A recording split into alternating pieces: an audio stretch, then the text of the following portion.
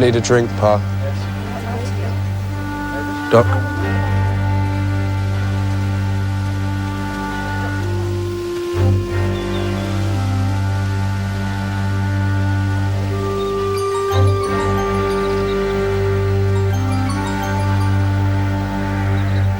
Forgiven now.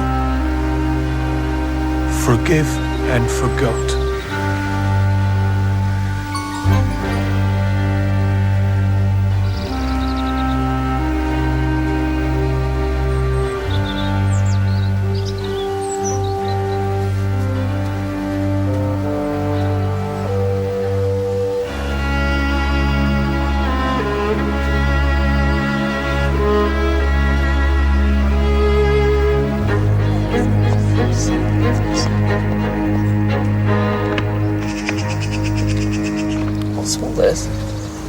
Friday Kids Club. I agreed to 1 day a week only. Popular demand, Rector. Is there no end?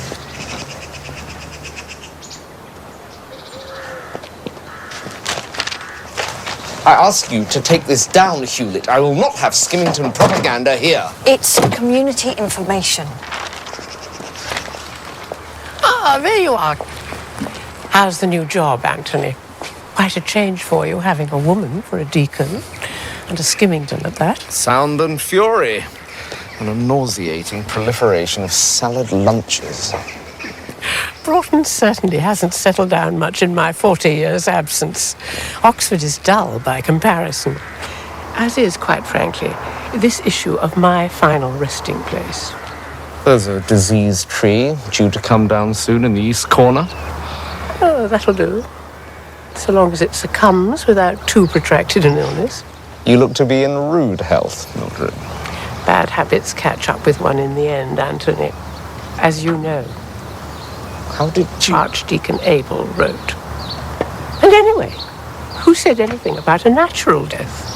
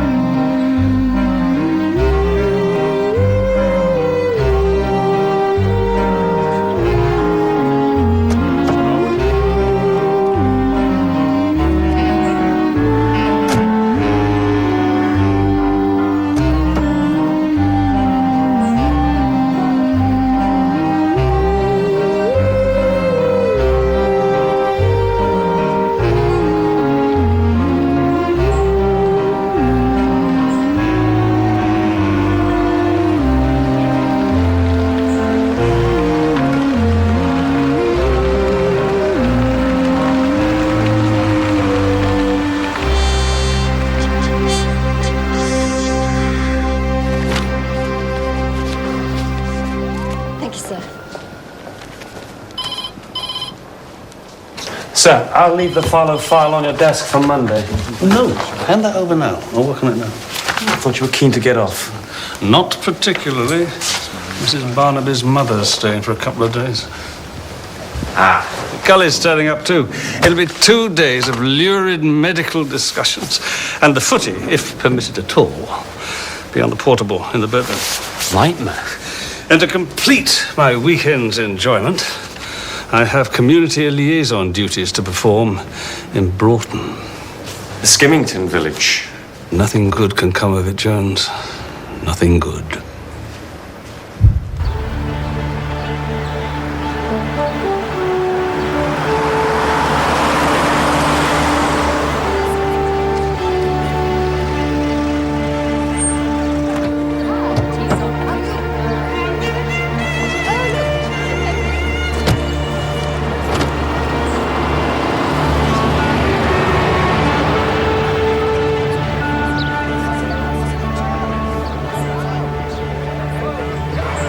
Tonight's the night, Pa.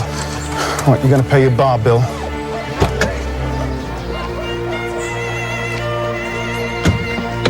On this night, history will record the riders of Broughton sealed the fate of the Skimmingtons forever. So, what are your plans for tomorrow, ladies? Well, Grandma thinks we ought to come with you to Broughton, to the Skimmington Fair. What about some shopping in Oxford? Broughton's very grim. Grim. Oh, tragic, more like. What? Oh, it was a mistake, I suppose you'd call it, at the Somme in 1916. Montague Marwood, big local landowner, he raised an entire company from the village, a whole generation of men. And then, one night, he led them all to a terrible death. Leaving their wives and children to starve. The women formed a self-help group, the Skimmington Society. They worked together, they raised money, educated each other, and took control of the village. But how do you know all this? It was a story I heard when I worked in the Land Army during the war. The Second World War. The society's still going strong, I believe, and the centerpiece is the Skimmington Ride. As I understand it, that ride is a barbaric medieval ritual revived by the Skimmington ladies to humiliate their menfolk. Yes. I'd really rather like to see it. Unmissable. There. That's settled.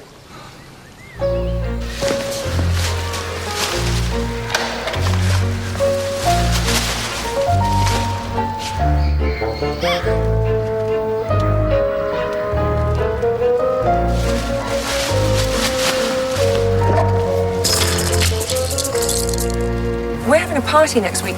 We'd be honoured if you'd join us. Oh, delighted.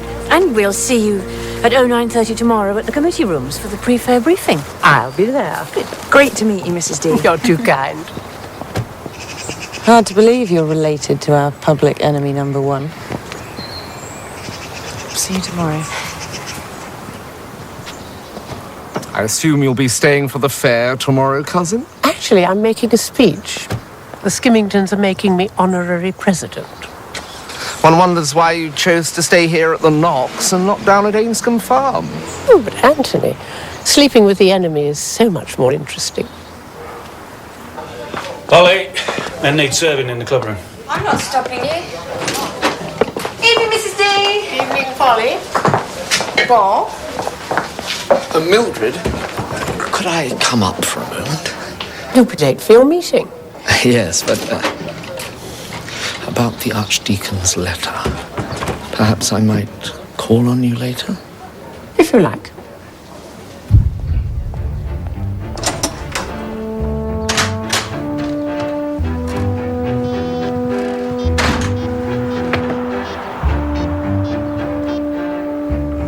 Welcome to BT Callminder. The person you are calling is not available. Please leave a message after the tone.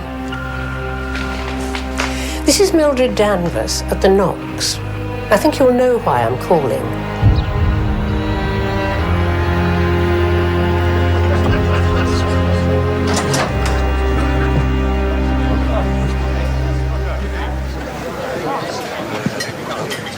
Apologies, Chairman. Medical emergency. Opened the off-licence late, did they, Dr. O? Oh, the cruel perspicacity of youth. Attention, members. If we could all settle down, please. I call this meeting of the Riders Club to order. Before we begin, Roland and I would like to thank you all for your prayers and kind support since Vivian passed on. Much appreciated. Door, Alan. Don't want anybody hearing our riders' business. Oh, yes, Polly? Polly? Do you mind?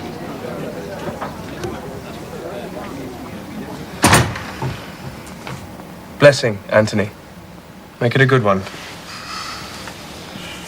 We beseech thee, Lord, that it may please thee to strengthen such as do stand, to comfort the weak-hearted, and give us courage to beat down the Skimmingtons under our feet. Amen.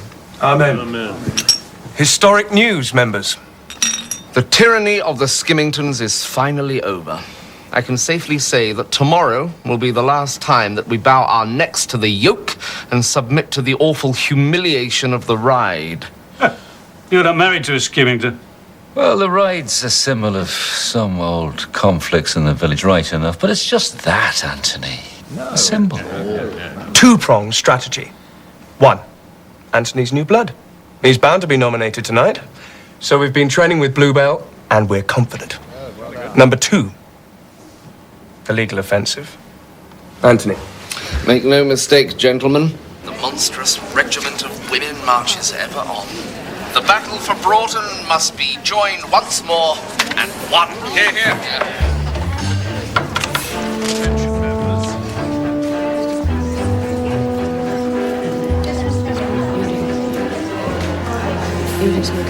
Oh, great.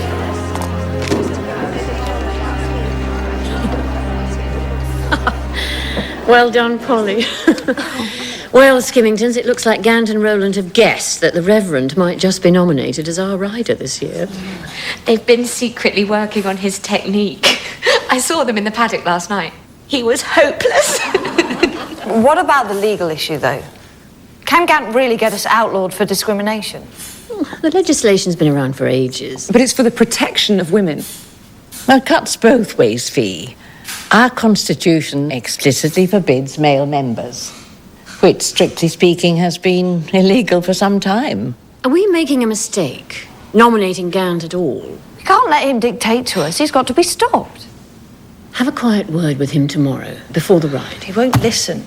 And we can't let him close us down or stop the ride. Gant's a throwback, Mum. He really believes that women are the root of all evil. If Lorna's talks fail, we'll decide on a new action plan as soon as the fair's over. For now, we have to cast our votes and nominate our rider.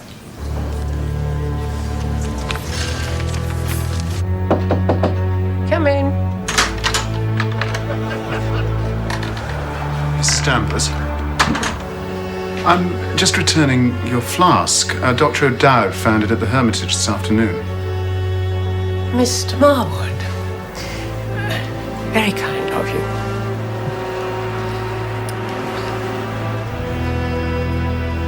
You didn't know my wife personally?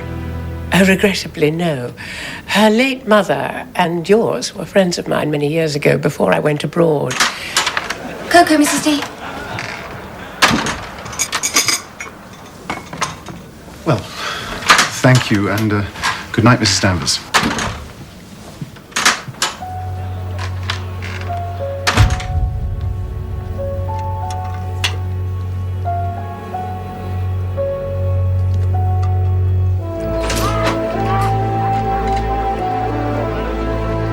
Serious about pursuing this legal nonsense against the Skimmingtons, are you? Deadly.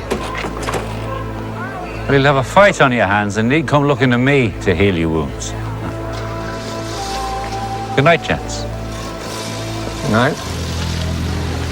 Come for brandy, Anthony? Not tonight, Rowley. We must have clear heads for tomorrow. And I have some business to attend to.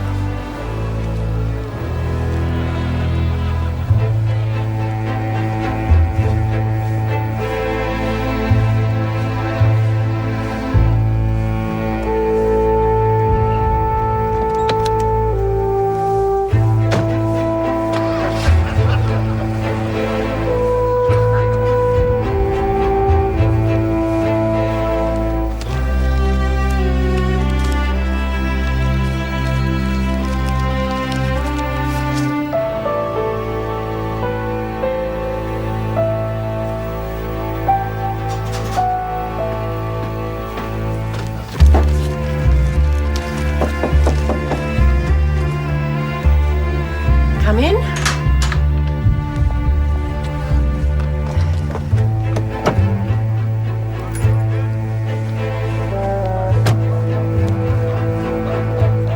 You worried about Gant?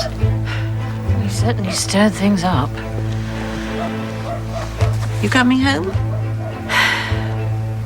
In a bit. See you later.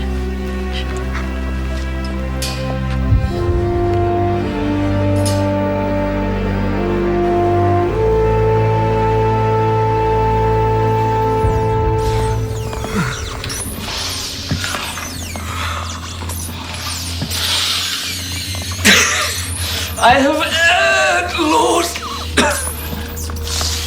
and strayed from my path like a lost sheep. I have followed too much the devices and desires of my sinful heart. Help me to beat down my enemies underfoot.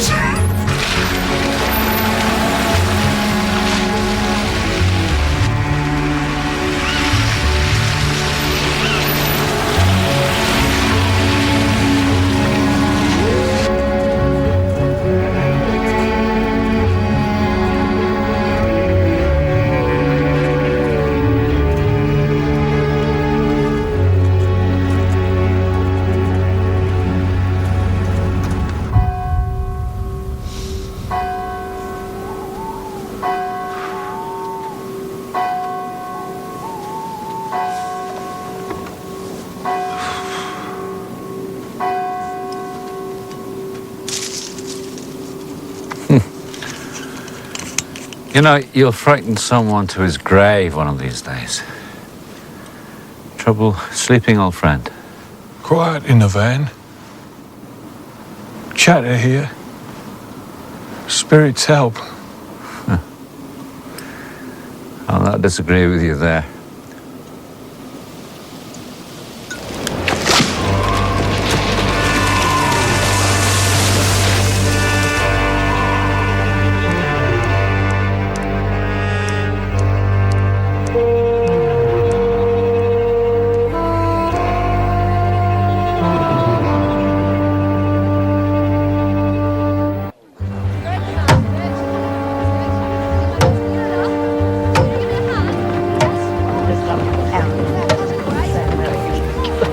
John Knox. Oh, an infamous Scots misogynist, long dead. Probably where the men hide from the Skimmingtons. Rather appropriate if that's the case. Look, I do think a modicum of respect is due to the men who sacrificed their lives in 2 world wars. Mind you, if they hadn't died, this would be a much happier village. It seems perfectly happy.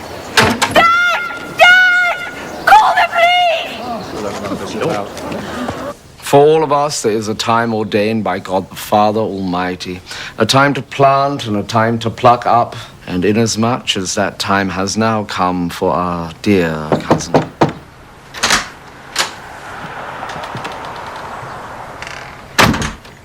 I just happened to be arriving outside. This is Detective Chief Inspector Barnaby of Corston Police. He's doing the honours with the starting pistol this year. Yeah, Anthony Gant, cousin of the deceased Mrs. Mildred Danvers, came up just now to visit, couldn't get a reply. Polly brought the pass key. Dr. O'Dowd, at your service. Doctor, what's the cause of death?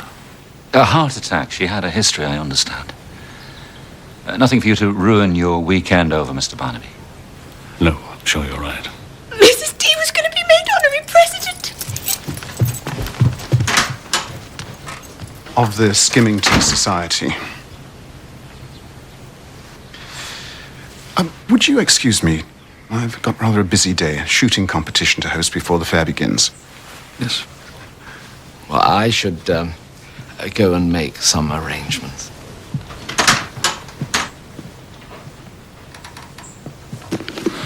History of heart attacks, eh?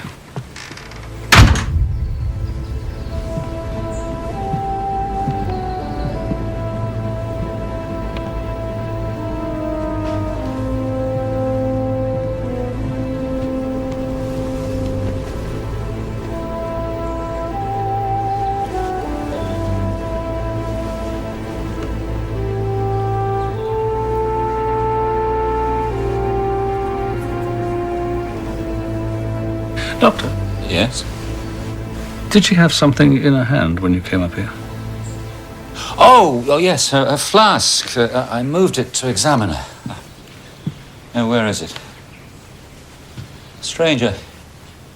Oh, there now. Here it is.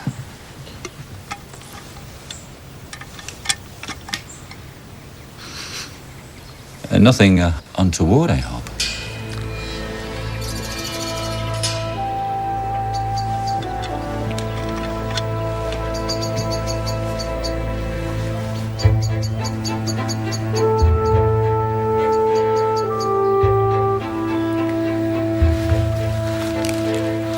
Better safe than sorry.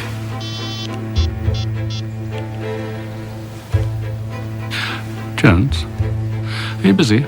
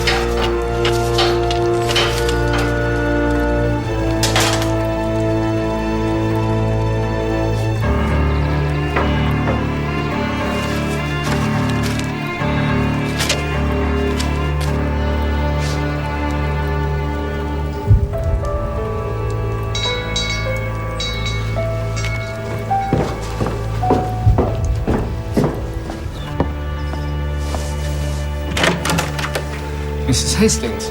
Condolences, Anthony. I've just heard about Mildred. Still not a mercy call, I imagine. I come to parley.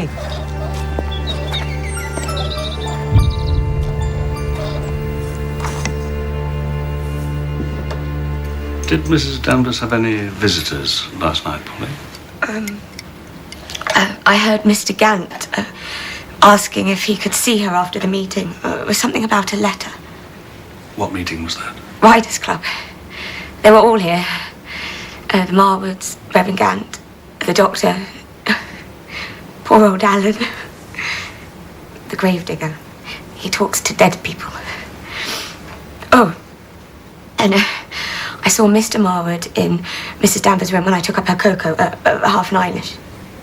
They knew each other, did they? Well, Mrs. D knew his mother from years ago, apparently. She attended his wife's funeral yesterday. Who made Mrs. Danvers' cocoa last night? Dad did. Are you the copper? I'm Detective Chief Inspector Barnaby, yes? Kathy Hewlett, church deacon. I've just heard about Mildred Danvers. Do you know how she died? That has yet to be precisely established. Why do you ask? I heard her talking to Anthony Gant yesterday about her burial plot. She told him she doubted if her death would be a natural one. Joyce! Everything all right? Possibly not. I've called out a team. Never a dull moment in Broughton, it seems. Wouldn't you rather drive over to Oxford, Mum? Oh, don't be a sissy, Joyce. This is much more fun than shopping. Jones.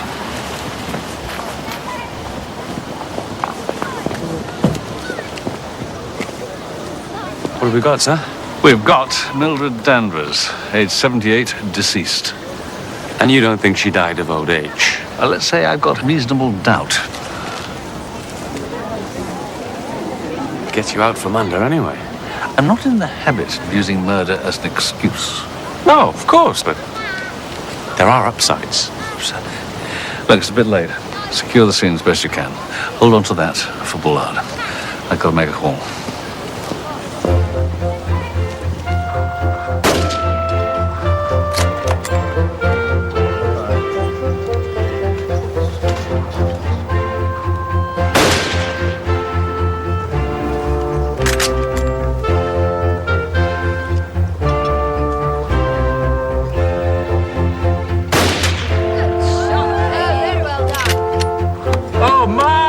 Peggy.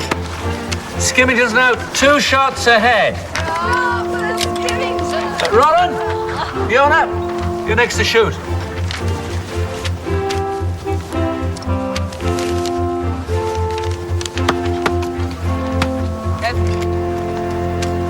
The Skimmingtons are having the best of the luck, aren't they? Not luck, no, they're just better than us, I'm afraid.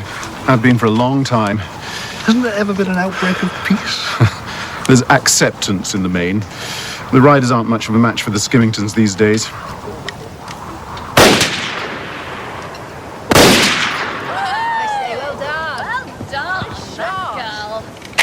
So, what can I do for you? Mildred Danvers. Her death might have been due to foul play. Whatever makes you say that? We believe her hip flask might have been spiked.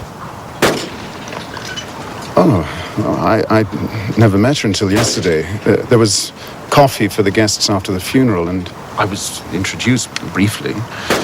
Yeah, and I believe that you went to see Mildred after that meeting last night. That's right. Yes, of course I did. Yeah, she left her gloves behind. I returned them to her. Good shot.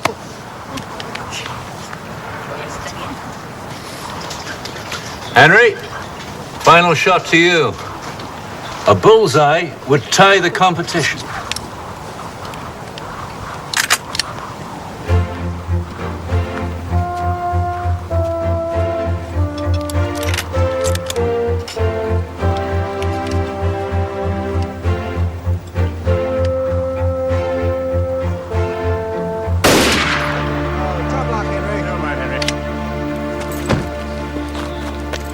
Congratulations, Mrs. Ainscombe. Thanks.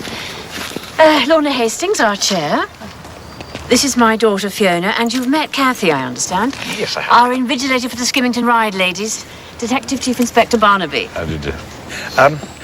I understand that you all knew Mrs. Danvers. Can you tell me when you last saw her? Well, Fiona and I saw her briefly last night before our meeting. And does anyone here know of anyone in the village with a reason to harm her? Oh, no. Why? Well, Kathy could tell you. She overheard Mrs. Danvers suggesting her death might be an unnatural one. Let's hope she was mistaken. I'm afraid that's our cue, Mr. Barnaby. Retribution time.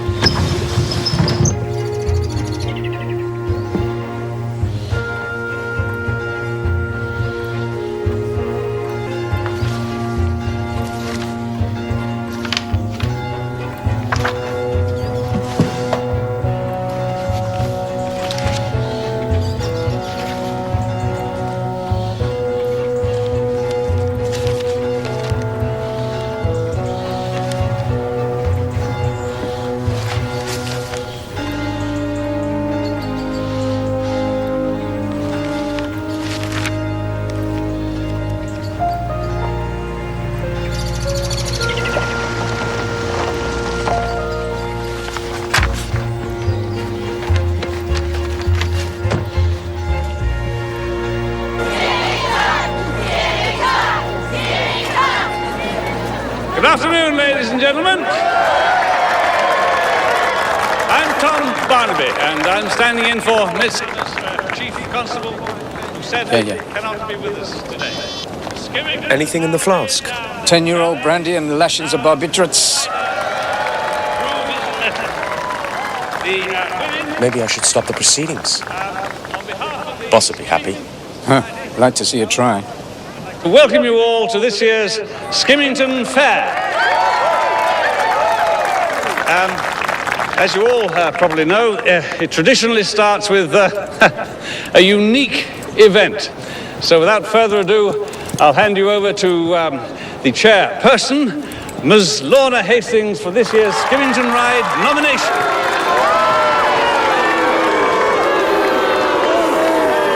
The charge is for flagrant misogyny, and the nominee is the Reverend Anthony Gant.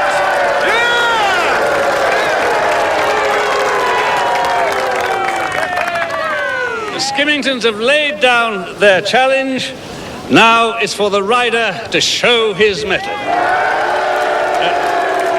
The women may beat the rider freely with their skimming ladles, but not impede the donkey's progress. If the rider can last the course without falling off his mount, he wins the right to suspend the ride indefinitely. If not, the riders must return next year to try again.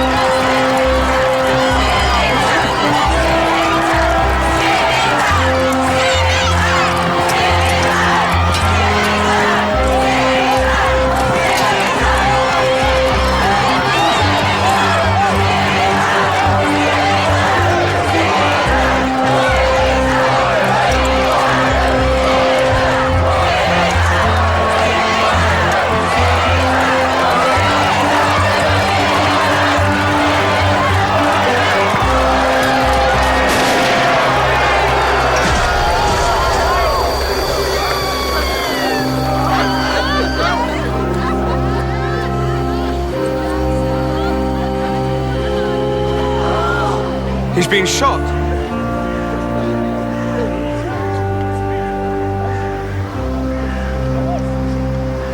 Well, don't look at me.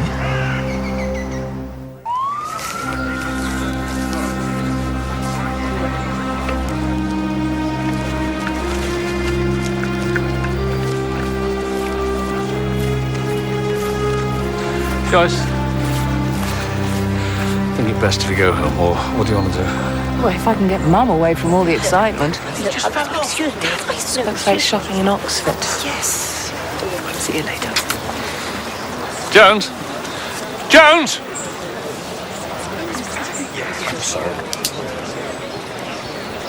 Leave that. It's pointless. I've got uniform collecting all the cameras. Someone somewhere must have some useful footage. Ah, good thinking, sir. Oh, thank you. So glad you approve. Alan? You are Alan, aren't you? I'm Tom Barnaby, Causton CID. You worked for the Reverend Gant, didn't you? Mr. Henry, he pay me. Our people here, I mind them. Polly told me that you talked to to your people. They talks to me. Chatter, chatter. Alan, did you see the Reverend Gant this morning, before the ride? Morning, Reverend. Morning, Alan. And did the Reverend Gant seem his usual self? No problems? Miss Lorna, she never come. Lorna? Lorna Hastings? There was a Barney. Lorna Hastings and the Reverend Gant, they argued this morning. She never come. You all right, old friend? Anything I can do to help, Mr. Barnaby? Alan here is quite special, if you know what I mean. Yes, Doctor. If you could give me a list of all those people you prescribed barbiturates for during the last year, that would be very helpful.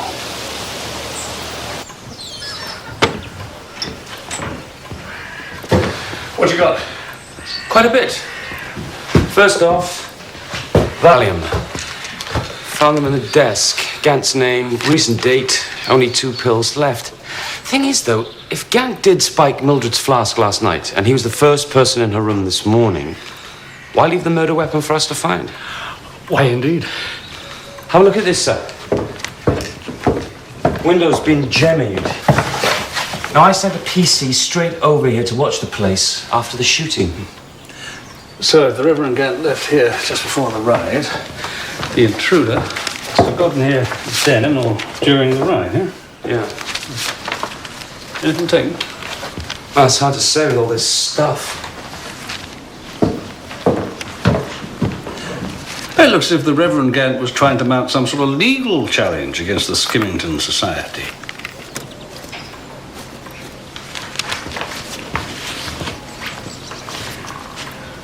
These are Mildred Danvers effects, aren't they? Yeah, it looks like it.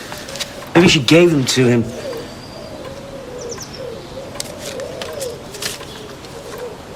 Sir.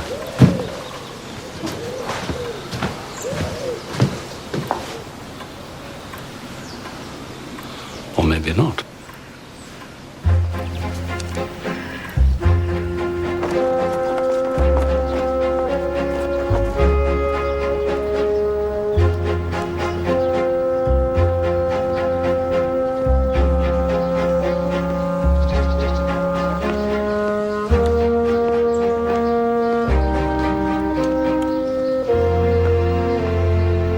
Archdeacon? Oh, Mr. Barnaby? It's devastating news. Mildred was a great mate. We met in Africa in '75. Anthony was a one-off. I was wondering, if you had any ideas about motivation. Well, for murder? Yes. Oh, I can't imagine it. Anthony was a troubled soul. Pretty obsessive. Obsessive about what? Trying to prevent the incursion of women into all aspects of life. It's on a loser there, obviously. Was your appointment of Miss Hewlett as his deacon, was that intended to underline that point? Cruel, I know, but educational. Compromise was never Anthony's strongest suit. Yeah. I understand that you had some reason for writing to Mrs. Danvers. Was that something concerning Reverend Gant? Yes, it's very sad. I mean, I used what influence I had, but he had to leave Oxford. Wound up back in Broughton for his sins, poor man. What sins? Oh, nothing illegal. I mean, it was some embarrassing incident with a young man at a posh christening party. Oh, Tony was gay, you know, and, well, he'd had a few, and he and this young chap were discovered groping behind the champagne fountain. I wrote to Mildred about it when she first got back to avoid awkward questions for Anthony. You don't think the letter could have caused some kind of problem? I don't think anything at the moment, Archdeacon. All patients prescribed barbiturates during the past year as requested. Thank you. Guy Hewlett, Roland Marwood. Reverend Gant. Yes, he lived on his nerves, did Anthony. Kathy sprained her ankle last month, couldn't sleep. And Roland Marwood? His mother's illness took a toll. Seems you were a bit quick to assume natural causes, Doctor. Clearly I was, yes. Did Mrs. Danvers have any enemies you know of in the village? I mean, someone settling old scores? Well, she was a Skimmington before she went away, but her fighting days were long over, Mr. Barnaby. The early evidence suggests that Mrs. Danvers was murdered by the Reverend Gant to stop her exposing a secret in his past. Except everybody knew his secret. Everybody knew? That Anthony and Henry Marwood were half-brothers, yes. Henry's father was a bit of a roamer. Anthony was his love child. His parents died in the big fire in 1960. Henry's parents were killed in that fire too, weren't they? Yes, Henry was an infant. He has no memory of them. There were others too. Family, friends. It was a devastating tragedy. That's Sue Allen talks to, you know. All those poor souls lost that night. He was 6. Still is, to all intents and purposes.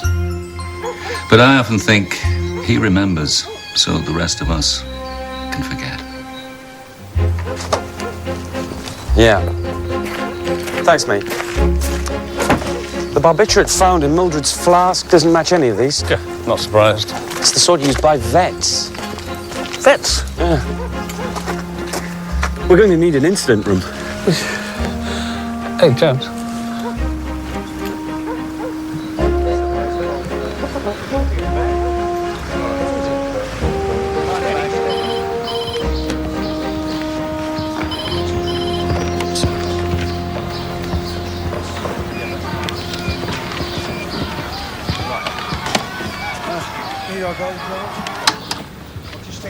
Very photogenic, sir.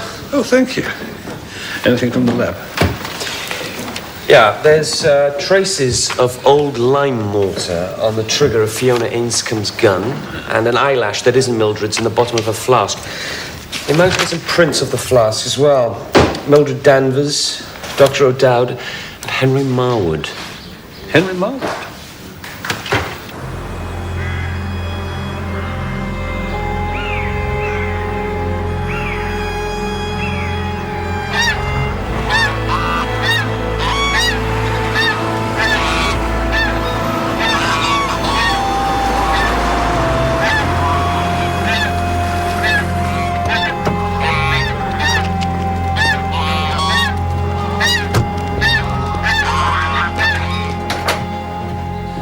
Not interrupting. No!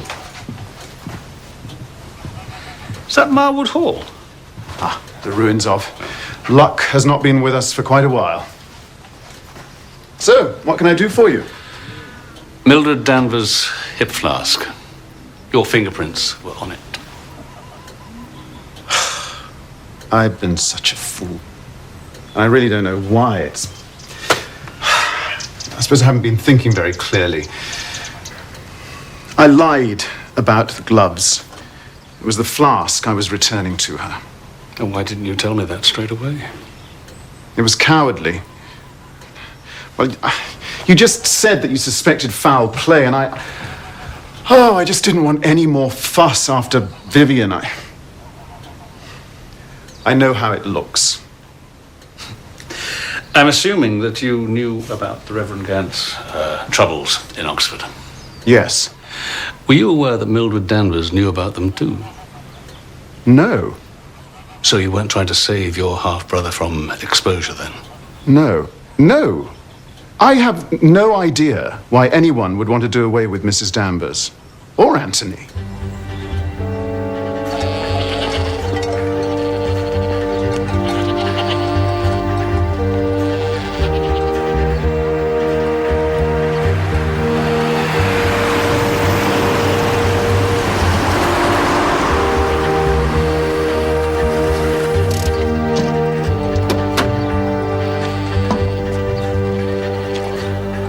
It's Mrs. Hastings, by the way.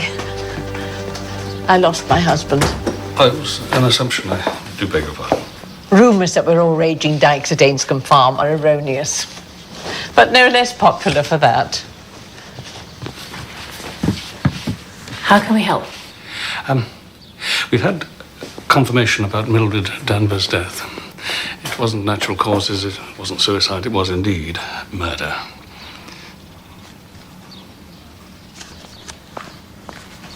And I believe that one or both of you have information that's relevant to our inquiries. I'm not sure what you mean. Mrs. Hastings,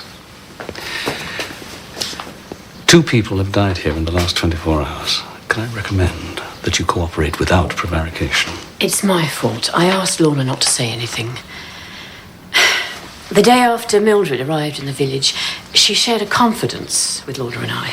We already know about the scandal that brought the Reverend Gant to Broughton. What was Mildred's reason for telling you about that? Well, she was aware of her cousin's attitude towards women. She thought the information might prove useful. So when you said Mildred might have been murdered... I saw Gant last night, you see, coming out of the pub. What time was that? About 9:45. I was locking up the committee rooms. And you've withheld that information, haven't you? Murder's not an accusation you make without firm evidence, Mr. Barnaby. Is that why you went to see the Reverend Gant at the rectory this morning, Mrs. Hastings? No, we had other things to discuss. Like blackmail? Yes. Peggy and I agreed the legal thing was a serious threat, so I went to talk to him. And suggested that if he drop it, the legal action, that is, you keep his little secret. Those were the broad strokes. Did it work? He was understandably upset, but he agreed to reconsider. Which is why none of us would have any reason to shoot him, Mr. Barnaby. If that was your next question. Gant's got to be our man, hasn't he? Something to hide, plenty of opportunity, and he was spotted. No. George Bullard said that the cocktail which Mildred Danvers drank would have killed her within half an hour. Now, Gant left the pub 9:45. Mildred Danvers didn't die till after midnight, you see. Still plenty of time for someone else to visit her. True. What about Gant's killer? Well, I suppose shutting down the Skimmington Society might provide a motive. What are you doing here? My job, Miss Ainscombe, my job. I understand the Reverend Gant and you didn't always see eye to eye. Is that true? You could say that. When the bell rang for the start of the ride, you said something like, it's retribution time. I didn't shoot him. Well, someone with a very good eye and a rifle very like yours certainly did. Me and Fee were on the green all the time. Our guns were locked in Fee's car outside the committee rooms. Don't leave the village, ladies. They want to talk to you again.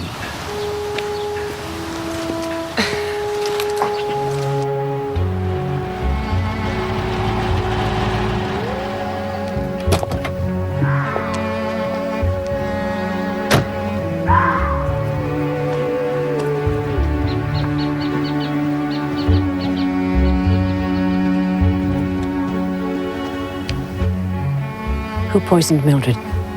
I have no idea. Do you know who shot Anthony? No, of course not. Then what's going on? I don't know what to think. Don't you trust me, Peggy? Even now?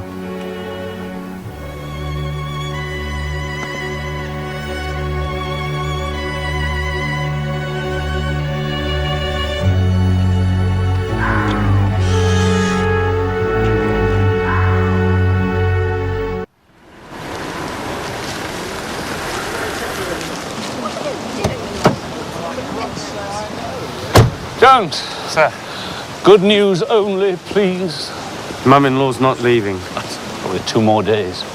I've released Mrs. Danvers' body for burial. You and I are going to attend the funeral. Any notable absentees, crocodile tears, that sort of thing. Well, the good news is forensics found another eyelash on Fiona Ainscomb's gun sight. Yeah. They did a DNA check and it matches the one in the flask. So odds on we're talking one killer. Now all we have to do is put a name to the DNA and we're out of here. Yeah. You know what that means, don't you? Means getting a voluntary mouth swab from every single person in this village, including the Skimmingtons. Yeah, well, that was the bad news part of the good news, sir. Only for you, Jones. We'll get uniforms to sort it, yeah? It's not a uniform job, that, Jones. Not on my shift. Got the kit in my car. You can get started as soon as we establish the position of our sniper. Clock tower, sir? Well, it's got to be, isn't it? George! Tom! Now, from video footage taken by spectators, we've established pretty accurately where the victim was when the bullet struck. We've calculated the angle at which the bullet entered the skull. And... hey, presto! Oh, that's amazing, George. Thank you. It's so helpful. It's marvellous, isn't it? Hello there, Alan. Alan, I wonder if you could tell me, what did you do after you rang the bell to start the ride? Did you see anyone go into the church during the ride? Chatter, too busy. They don't like that. Sir. Jones, you ready? As I'll ever be. Thank you, Alan.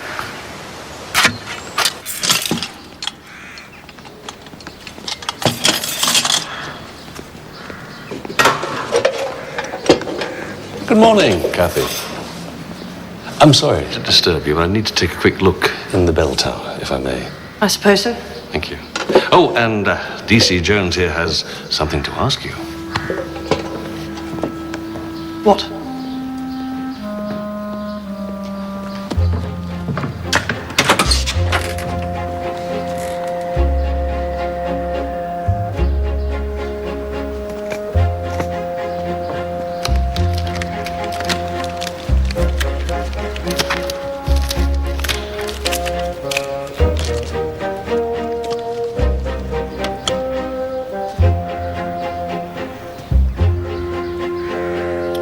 Open wide, Miss Hewlett.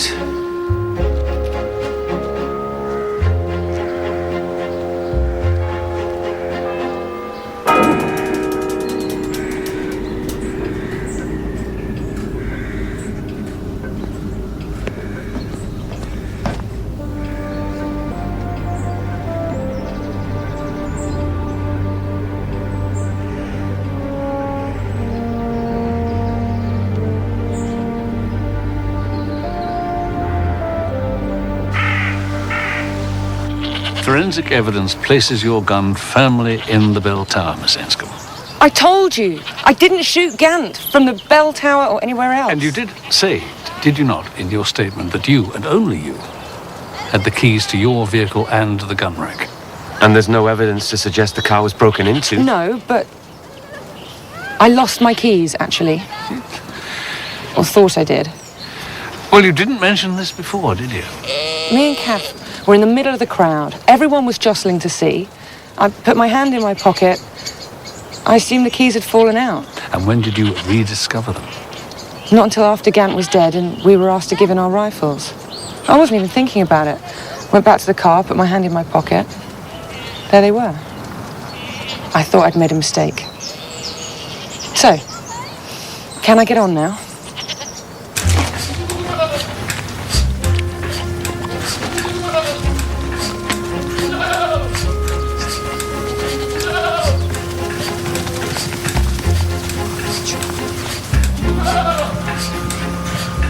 Morning, girls. Who's that then? Ladies. Who are you? I'm DC Jones, and I work with DCI Barnaby. He's asked me to ask you all for voluntary mouth swabs for DNA testing. Voluntary? Yeah. Answer's no, then. Refusing to cooperate implies you've got something to hide. All right, you can do me first. Don't worry, DC Jones. I'll be gentle.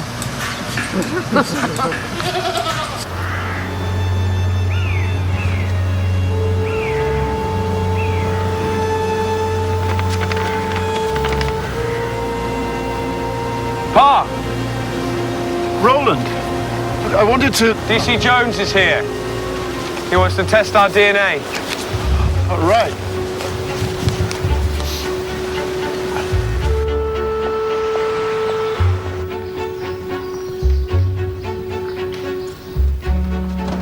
Cup of tea, sir. Thank you. Mr. Barnaby, Mrs. Hastings. mind if I disturb you for 5 minutes? Some files I need. No, please help yourself. Thank you.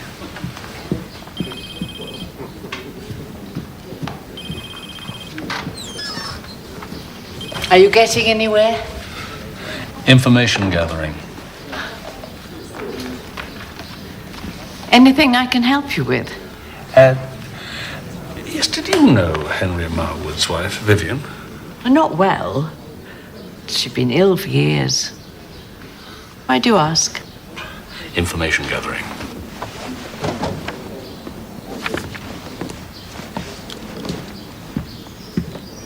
Successful afternoon? Like blood out of a stone, sir. And that was the easy bit. Well, thanks anyway. Oh, Mrs. Hastings, before you go, would you mind letting DC Jones here take a DNA sample?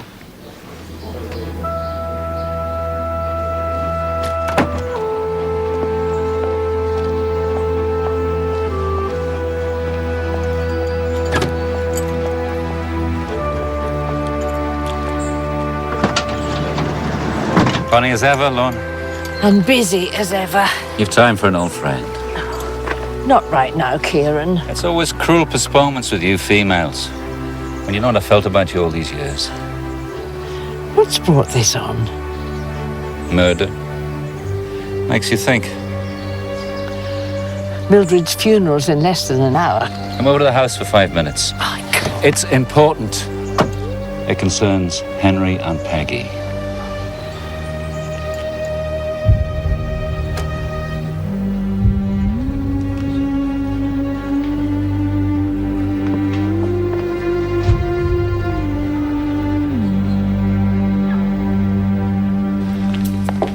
How did you find out? Same way as you did, I should imagine. Poor Vivian was ill and getting worse. Peggy and Henry, lonely and tired of fighting their family's empty battles. I won't be talking. You can count on me.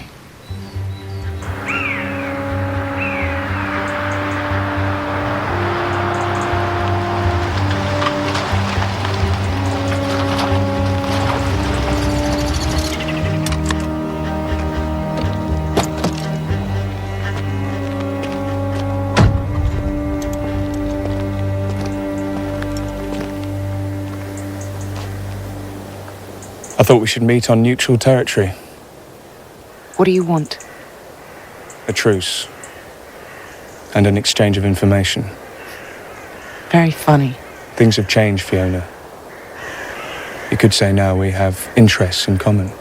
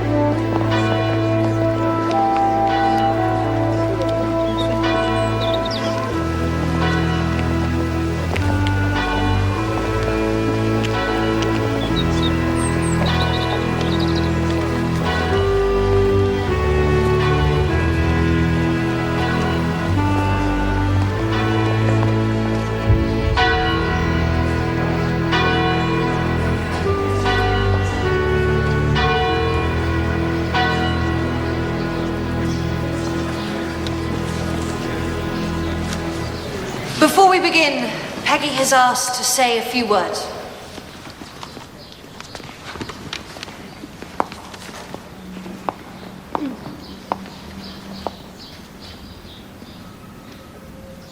We're here to mourn the first of two untimely and violent deaths. But surely, we're also here to ask ourselves, how on earth has it come to this?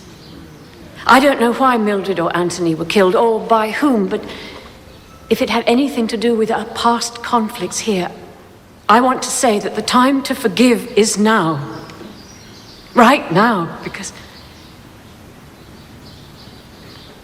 because Henry Marwood and I are in love. In fact, he's asked me to be his wife. And I've accepted. In going public now, I hope we will persuade others that it's time to bring peace to Broughton.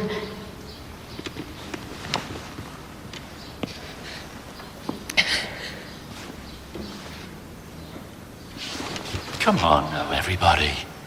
I say bravo to Peggy and Henry for having the courage to forgive the past and look to the future. Come on.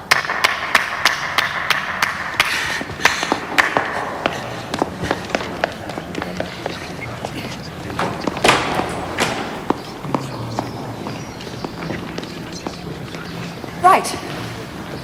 Well, if you've finished, Peggy, we'll return to the business at hand. In the midst of life, we are in death. Of whom may we seek the succour but of thee, O Lord, who for our sins art justly disgraced. Now do you trust me? No. But you were right after all. I will not have everything my family has worked for given up to a Marwood. So what'll happen? Will she bring him here, let him just take over everything? The Marwood's debts alone will probably bankrupt us. Oh, don't be an idiot, Fee. Peggy's fallen in love. She hasn't taken leave of her senses. I can't believe you're even thinking that, Lorna. We have to stop this marriage happening. Find just cause or impediment. So, what is just cause? It's possible Henry killed Mildred. Or Gant. What reason could he have? The DNA never lies. That's what DC Jones said. If Henry's the killer, they'll find out eventually. It might be too late by then. You knew them, Lorna, the Marwoods. You worked for them. There must be some skeleton in their closet. There's Vivian Marwood's death.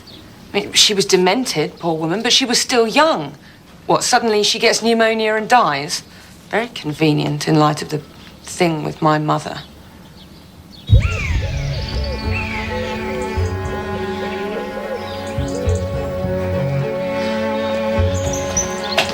No point in meeting here anymore, eh? Oh, come here. You really shouldn't have told anyone, Peggy. Not Barnaby. Why not? We've got nothing to hide anymore.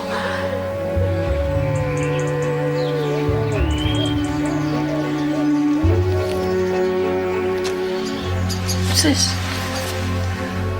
You really shouldn't have told them.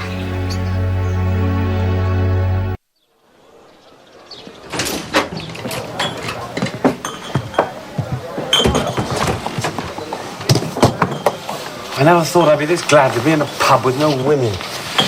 Really? We're collecting DNA swabs, Doctor, and Detective Jones here is having a little problem persuading the ladies. Well, if you need my help, I've got some leverage. Well, even Skimmingtons need a doctor sometimes. Are you serious? A large Irish, and I'm at your service. Anthony. Sir. You never married then, Doctor? Not for the want of trying, Mr. Barnaby. No Skimmington would have you. Not the one I wanted.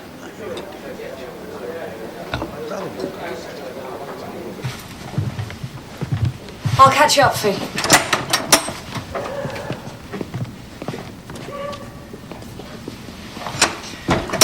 Talking of skeletons in closets, I'd forgotten about this. I found it. when I broke into the rectory. It was Fee's idea. I was looking for what he had on us. Look, this man's got to be Henry's father. And that's Mildred. So was she Henry's father's secret lover? Do you want to leave the case with me? I'll lock it up in my pharmacy cupboard and get my girl to arrange the appointments in the morning. Sir? No, that'll be fine. You go back with them, make sure they're locked up safely. Doc, you're a star. Where are you going? Home. To souse myself in cheap whiskey, as is my preferred habit. You're a rider. You've got a duty to fight this marriage. Grow up, Roland. Maybe a kick up the arse and shit. Well, I don't think so, Mr. Marwood. Grateful to you, Ben.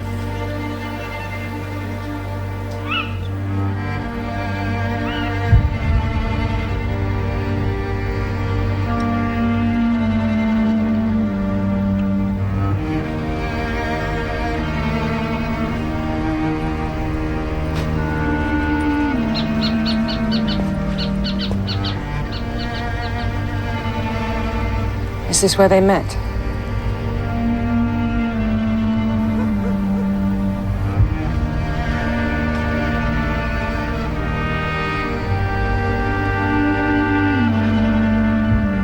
She completely fooled me. She lied to everyone. Dad was the same. I tried to get him to talk about what was going on once. So you knew what they were doing? Even before your mother died? No. But I had my suspicions.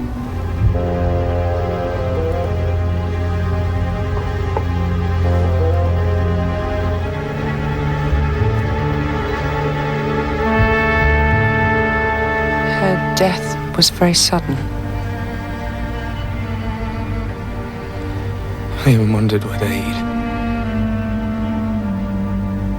You know. Seriously?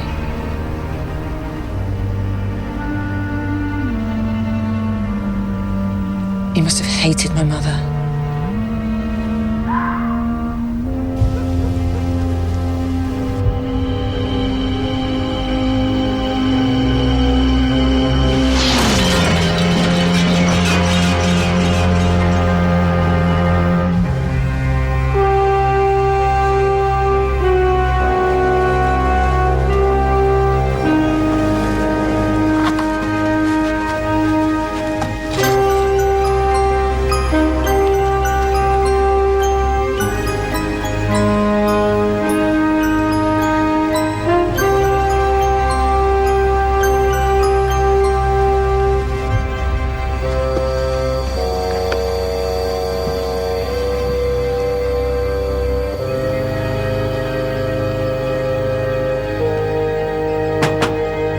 Come in.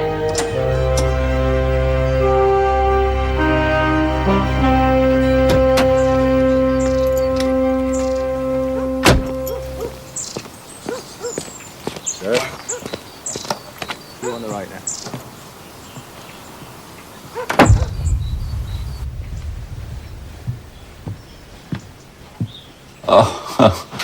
Oh, sorry to make you miss your breakfast, Mr. Barnaby. That's no problem. What happened? I was in the surgery, finishing something off about 11 o'clock. I felt something land on my head. The next thing I know, I'm on the floor. It's 4 in the morning. Anything taken? My wallet, some prescription sheets. I mean, kids, I'd imagine. Oh, they didn't get into the pharmacy cupboard.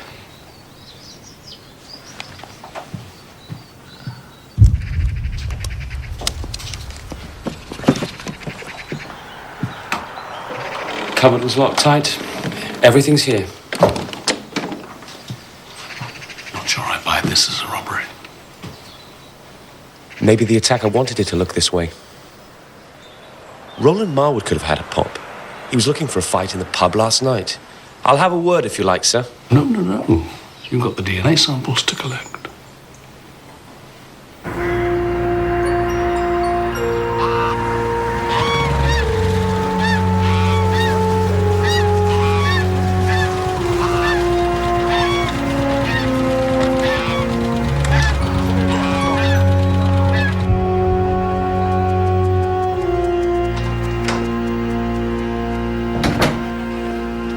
Kieran's been attacked, Rolly. The police want to talk to you. Why me? Well, you weren't exactly friendly towards the doctor last night, were you? I was drunk. Mr. Marwood, you tell me where you were between 10:30 and 12 last night. Upstairs, in my room. Don't lie, Rolly. But I was. Look, I saw you leave the house. All right. I was with Fiona Anscombe. Till about 2:30, if you must know. We were discussing our common dilemma.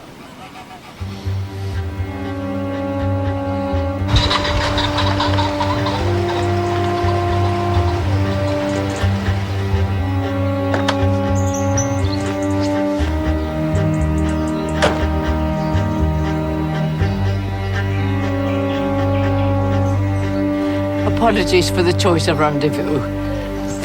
Don't worry. And thanks for coming. Not at all. This is hard, Henry. I realize it must have been a shock. Oh, no, I didn't mean... No, I'm delighted about you and Peggy. I really couldn't be happier.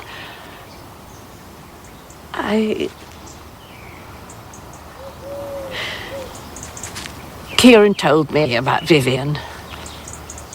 Oh, I see. He says you're talking about going to the police. Talking? I can't tell you what to do, Henry.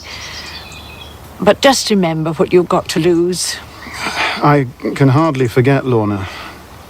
But in the end, it's a question of conscience.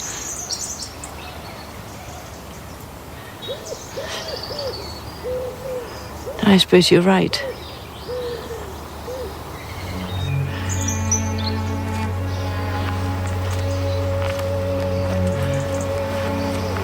Goodbye, Henry.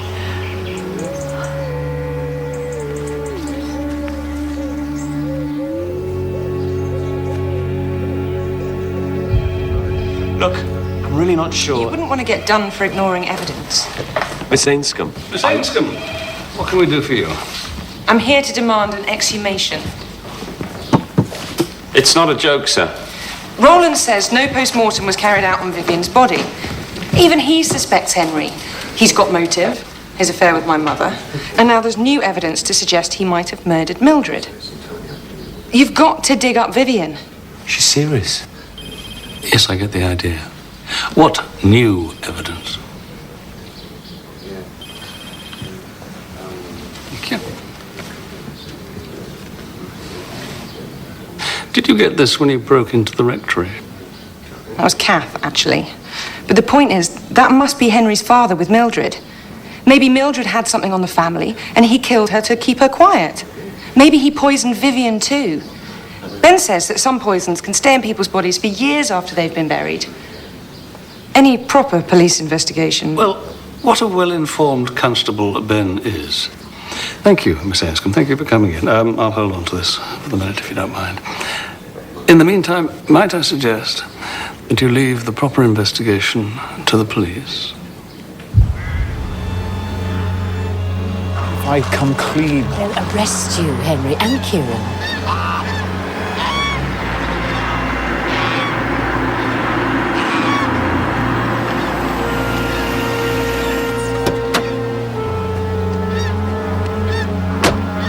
Sorry to intrude.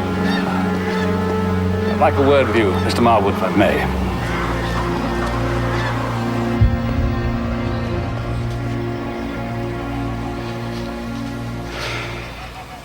You're here to ask me if I murdered my wife. Yes.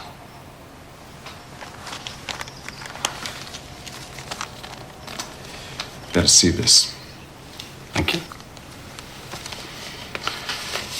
Vivian loved life. She was terrified of losing her independence, and even more of losing her senses. She was haunted by that. She wrote that to me when she was first diagnosed. She insisted that if I truly cared for her, I'd be prepared to see her off before she lost her dignity. And did you?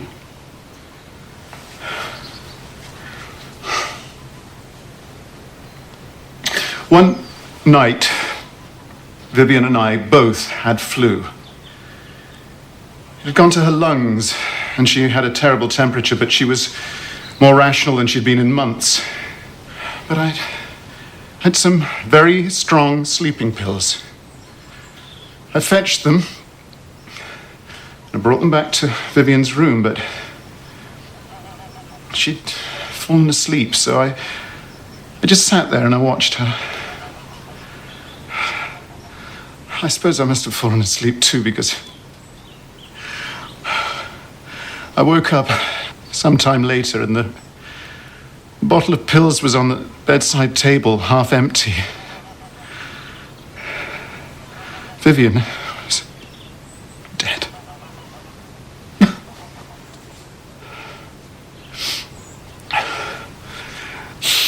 I'm not trying to escape any of the consequences of this. I'm just trying to tell you the truth of what actually happened. I had intended to help her die that night. But in the end, she helped herself.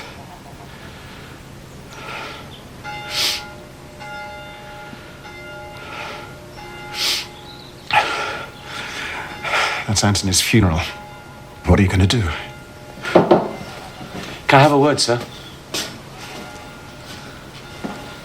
Yes. I think Kathy Hewlett's our murderer. Her eyelashes are on the rifle and in the flask. You don't look happy.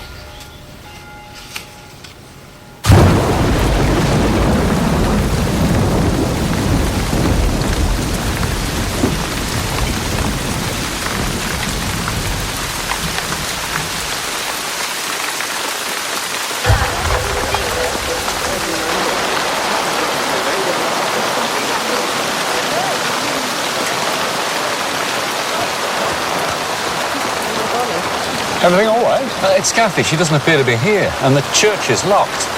Well, I've just been to her cottage. She's not answering.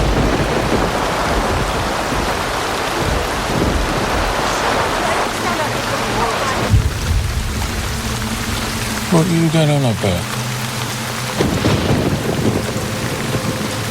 Aaron, do you know where our deacon is, Kathy?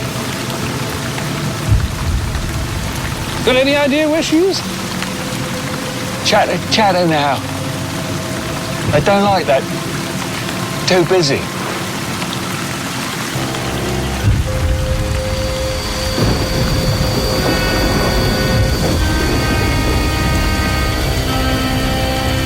Jones!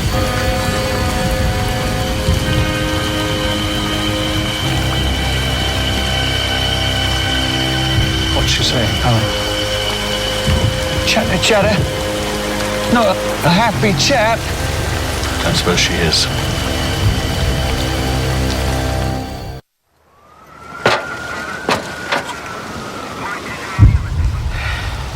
Blunt force trauma to back of skull. Sometime before midnight. I found these in Kathy's cottage under her bed. Back to two killers, then. Don't jump to conclusions, Jones. We're never going to get out of here, are we, sir? It's Groundhog Day. Well, at least we've got some new leads to follow. We have? Need a file from the archive. The Marwood Hall fire, August 1960. Sir. And George, need a DNA sample from that body, ASAP. Right. We do have her DNA, though, sir. Many times over. Yes, I know we have. Just indulge me. Sir. There's something I'd like you to look at, this account. I want some clarification, well, identification of the people in these photos. It's my family. There's some friends. Well, that's my grandfather. There's my mother. That's Mildred, isn't it? Yeah, I suppose it is. It looks like it. And this man? That's Fred Hastings, I think. Lorna's husband. Oh, and there's Lorna, look. Don't see my father anywhere. That's him, isn't it? Next to Mildred. No. No, that's not my father. Well, that's my father, there. Well, we look very alike, but I've never seen this man before.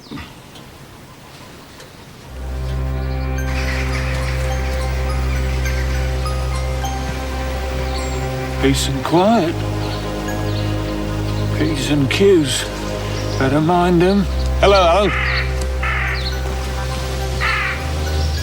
Alan, can you show me where little Benjamin Hastings is buried, please? Lorna Hastings' child.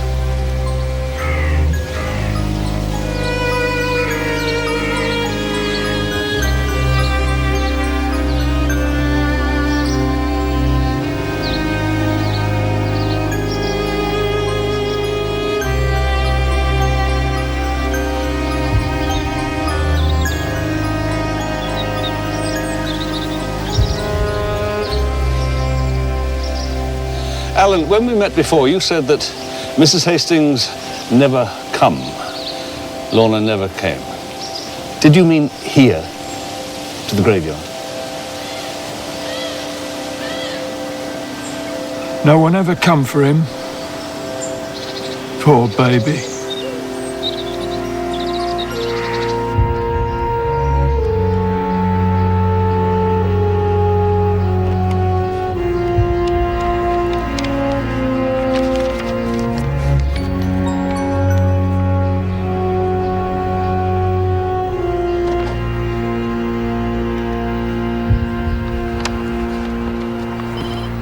Hello, Jones. Sir? They finished in the churchyard? Yes, sir. You've got a theory, haven't you? I know that look. Well, I may have half an idea. Clue? I'll do better than that. You get yourself back to George Bullard. As soon as he gets the DNA from Kathy Hewlett's body, ask him to retest it against all the samples we've already got, okay? Why? And then, and only then, you may read the name I've written here and try and work out how I got there.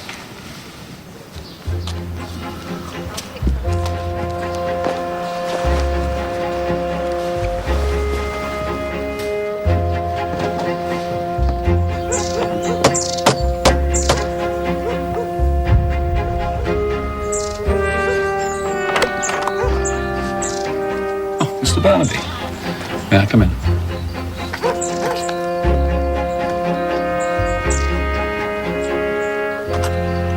Tell me, Doctor, did you mean to take the flask that morning we met in the Knox? No. But you can tell me who attacked you last night, can't you?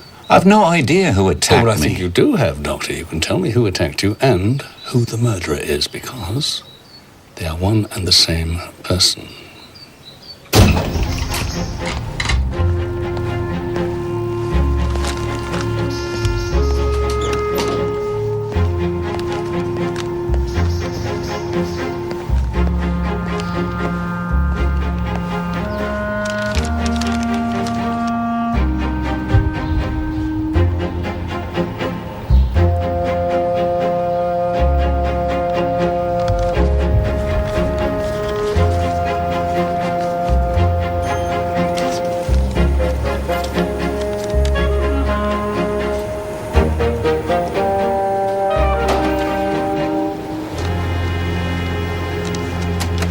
Well. We've got you a new match. I think you'll find that's who it is.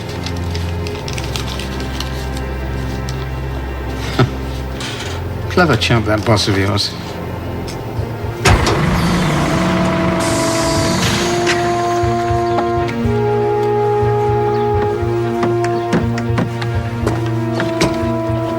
You went to the police. You used me. I had to try and stop them. By accusing my father of murder. You said it, not me. Well, it hasn't worked. No. I'm sorry, Roland. I was wrong.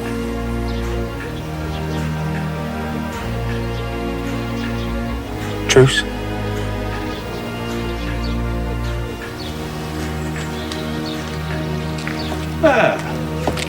You see, Miss Ainscombe, cooperation with the other half of the human race, much easier than you think. You tell me where Mrs. Hastings is, please. She had an appointment in Oxford. Mum and Henry have taken her to the station.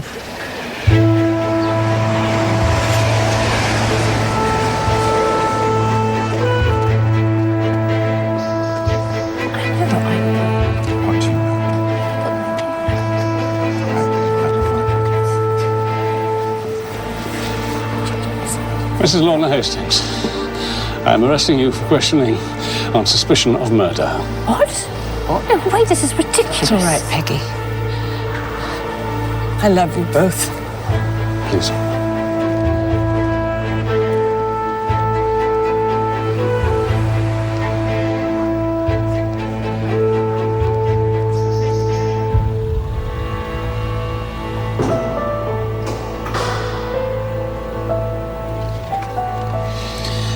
Can you tell me the name of the man in this photograph, please? His name was Jack Braintree. And he is the real father of Henry Marwood, isn't he? Yes, he is. But the man Peggy Ainscombe is due to marry isn't really Henry Marwood, is he? He's actually your illegitimate son by this man.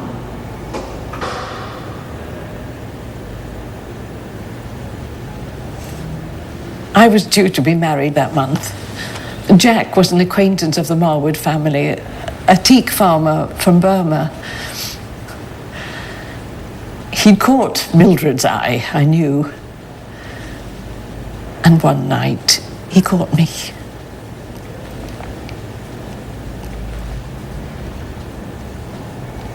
By the time I discovered I was pregnant, Jack was long gone.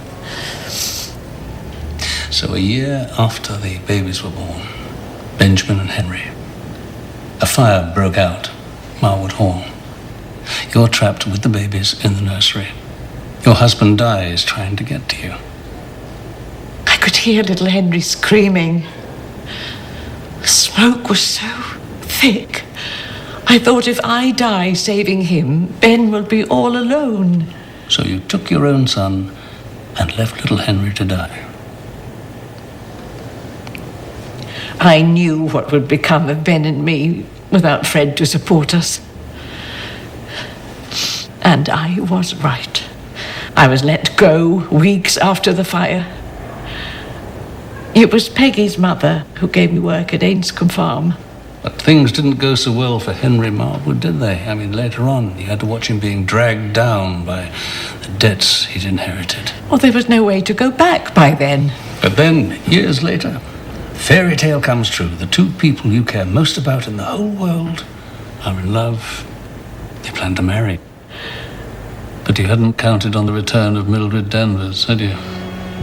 No. She recognized Henry's paternity the moment she met him at Vivian Marwood's funeral.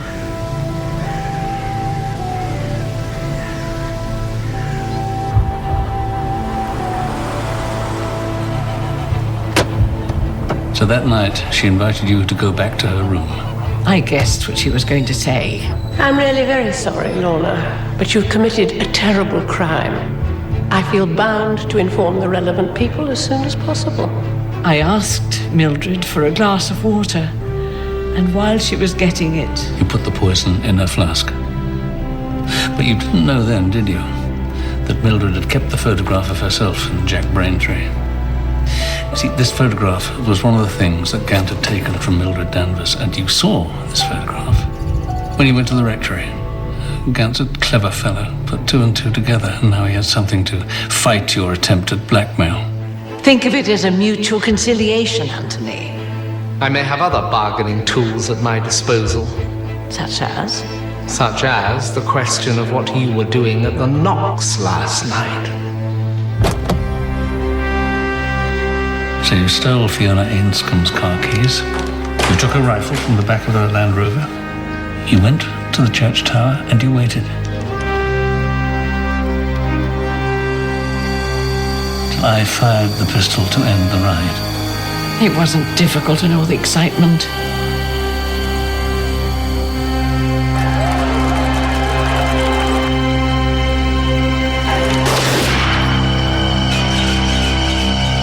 I thought that was enough.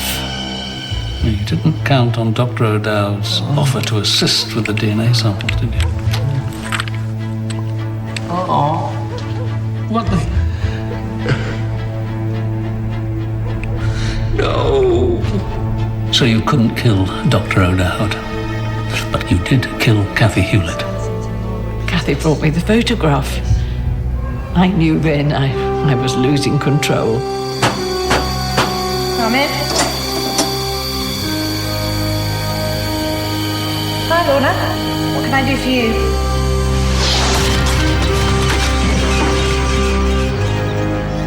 Kathy Hewlett had to disappear entirely to make her a plausible suspect, make her a plausible killer. You put her body in Anthony's grave.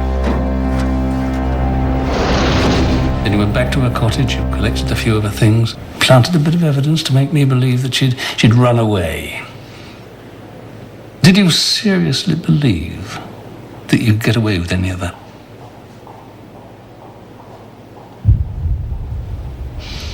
There's no getting away with it, is there, Mr. Barnaby? At least it's all over now. Thank you. Do you want to see her? Yes, please.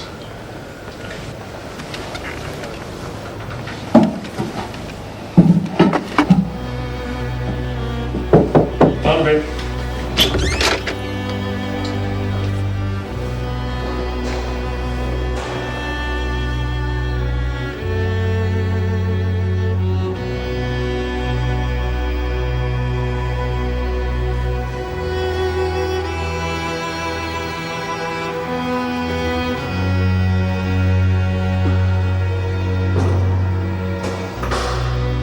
We commend unto thy hands of mercy, most merciful Father, the soul of this, thy sister departed, Catherine Elizabeth Hewlett, and we commit her body to the ground, earth to earth, ashes to ashes, dust to dust, in the sure and certain hope of the life everlasting, resurrection.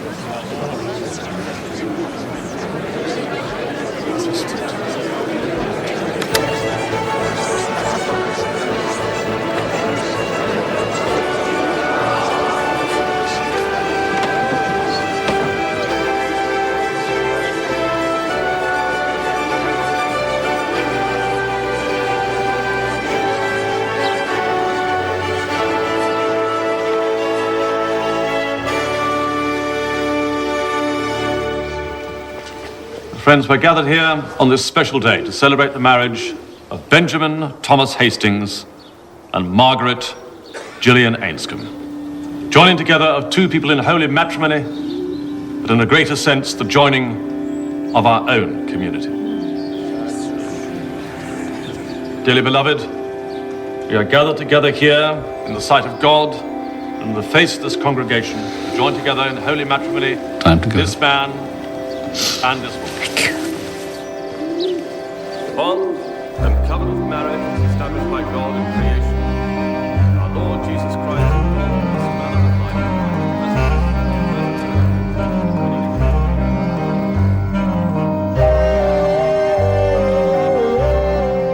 Well, that was the last in the current series, but there's a week of great drama ahead here on ITV1, starting tomorrow night at 9. Caroline Quintin has a very big decision to make in Life Begins. On Wednesday, it's Robson Green with Wire in the Blood at 9, and then next Sunday, it's Cracker. More details in a moment. Next tonight, though, it's the news.